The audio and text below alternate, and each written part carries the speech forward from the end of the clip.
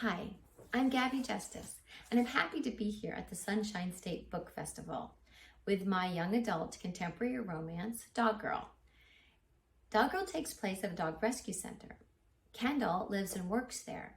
She likes dogs more than humans. She suffers from severe social anxiety. And when one of her very dangerous rescues, where she nearly dies, goes viral, her life spins out of control. Now there's a young boy, or a teenage boy, that works at the rescue as well, and they slowly fall in love. And she can't believe that even though sometimes she smells like dog poop, he still loves her. I'm going to read chapter 1. The pit bull watches me pull the utility cutters from my bag. She thrashes and barks. Foam oozes from her pink and gray lips. She's not rabid, just in shock. Glassy eyes open wide and dart from me to the equipment. It's the equipment that frightens her the most. The cutters are shiny and sharp.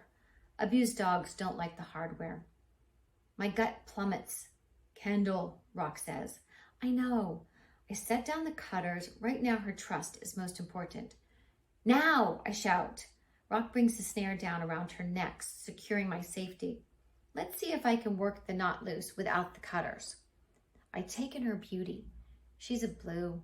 Precise diamonds tattoo her ankles. White fur paints her chest like the perfectly imperfect strokes of an abstract painting. Red blood smudges her gray coat and stains the rope that binds her to the railroad tracks. The rails pulsate and the air rumbles. I wince. I shouldn't be worrying. I should only be acting. But of course, I freeze like a newbie.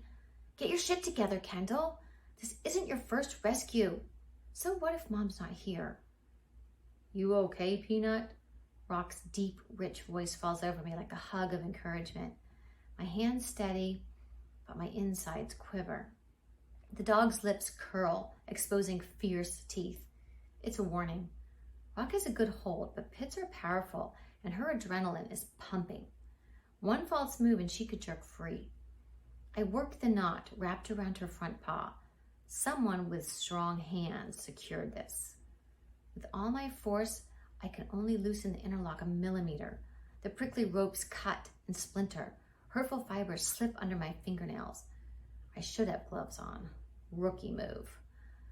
In my head, Mom's voice scolds. Stop being a baby.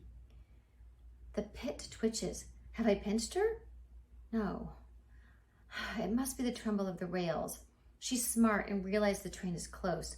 Too close. I tug until the first knot gives, but she remains bound by her hind ankle. A maroon stain sneaks across her.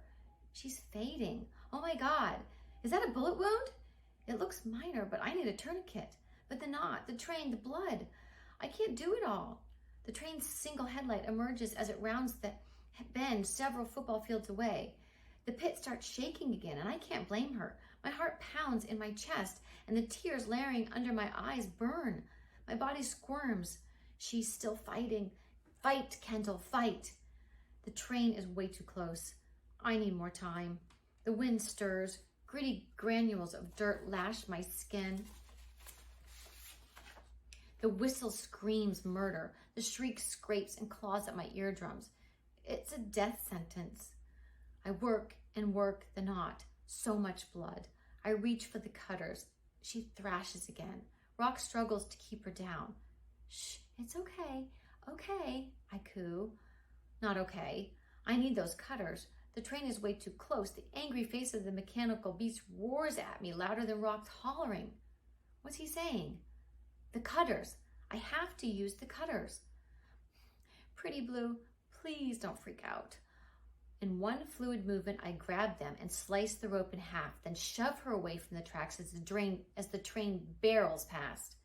Rock whisks the pit away from danger. I stumble, hands and feet digging into the ground for traction, finding my balance. I stand upright and watch in awe as the train cars clatter by. Tornadoes of dust swirl around us. Blood and sweat and earth taint the breeze. I did it.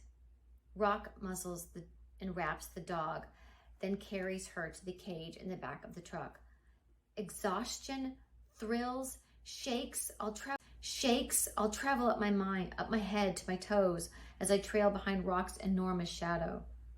I did it! The middle-aged woman in a house dress stares at us. I need to approach her. Usually, I'd be the one consoling her while Mom did the heroic work. Today, I have to do both, since Mom got stuck in downtown Miami traffic. I swallow away the biting dryness in my throat. Hello, ma'am. I'm Kendall from Delray Dog Rescue. You called us, right? Yes. Oh my goodness. I couldn't believe it when I saw her there. It's just awful. The lady's voice trembles. She takes a steadying breath. Thank you. She would have died. Her brow creases, several horizontal lines crisscrossing the diagonal ones, making her face a roadmap of worry. Her hands grip together, turning her fingers blue. She's lucky you found her. I unfold her hands, taking one in mine. She gladly squeezes my hand, and the lines on her face smooth. Will she be okay? She hesitates. Will she live? I've seen many dogs recover 100%. She'll be fine, don't worry. We'll find her the right home where she'll feel safe and live a normal life. I've given this speech so many times, it's embedded in my gray matter. The lady reaches a hand out to touch the squares of the dog crate. You're a strong girl. Wrapped in the blood-stained blanket, all adrenaline drained, the dog beholds the lady as if to say, thank you. Then the well breaks and tears gush out. Trembling, the lady wipes her face and tries to hold in her sobs, but it's hopeless. I hand her a clipboard with paper and pen. I need your address and phone number. She scribbles the information as best she can and hands it back. I'll be contacting you. She nods, still too overwhelmed to talk. The truck's tires are rolling when I jump in and pull the door shut. Rock speeds away. I'll see that lady again at the rescue center. These two are destined to be together. The paper she signed reads Julia Shapovalov, and she lives in an apartment complex close to here. Before she disappears in the distance, I wave to Miss Shapovalov and smile. She smiles back, stands taller, and waves rapidly. She's saved a dog's life today. See you soon, I whisper. My heartbeat sends the warmth of satisfaction into my blood. It's a steady beat now. All the anticipation is gone. A boy points an iPhone at me. He stands on the grass near the tracks with his BMX spikes between his legs. He looks familiar. Spencer Conard's little brother? I squint for better focus. It must be him. What's that little ass doing here? And from there, her life goes spiraling out of control. I hope you want to read more and learn how she falls in love with Ryan, why her best friend ends up going to a bad rehab center, and her other best friend, who's in a wheelchair, is a big help to her. And the four of them save the community from not only stray dogs, but something far, far worse and more dangerous.